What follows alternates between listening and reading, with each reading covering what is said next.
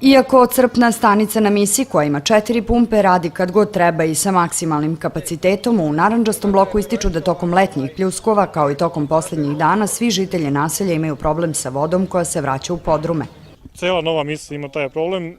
Kuće koje su ukopane, znači koje su spuštene malo niže, znači kad su izuzetno obilni pljuskovi, voda se vraća iz kanalizacije i napuni podrume tom prljavom i zagađenom vodom i to je veliki problem. Mi vidjet ćemo toku leta ne možete ostaviti kuću da odete negdje na odmor, ćete kad se vratite zateći podrum pun vode koji će tu stajati danima. U Pančevačkom vodovodu kažu da je glavni problem to što Misa nema kišnu kanalizaciju na celoj teritoriji. Fekalna kanalizacija mesta koja postoji, ona je projektovana samo za otpadnu, znači za fekalnu vodu, dok kišnu vodu ne može da prima, nema tog kapaciteta.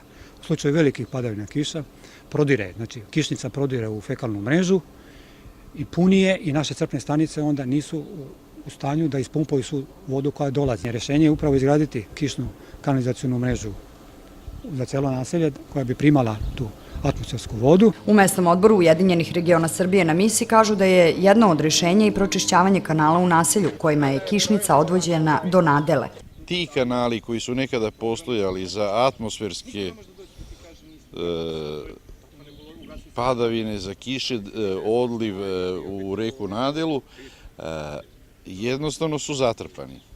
Najverovatnije da se ide na čišćenje kanala i da ti ljudi kroz čije bašte i kroz čija dvorišta prolaze ti kanali, da se to zemljište odloži već negde na drugu stranu, da ne ostane baš na gomili.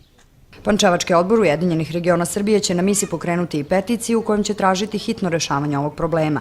Ujedno to će biti i poziv na saradnju jer vlasnici kuća u naselju moraju da budu svesni i da vodu iz oluka neće smeti da odvode u fekalnu kanalizaciju.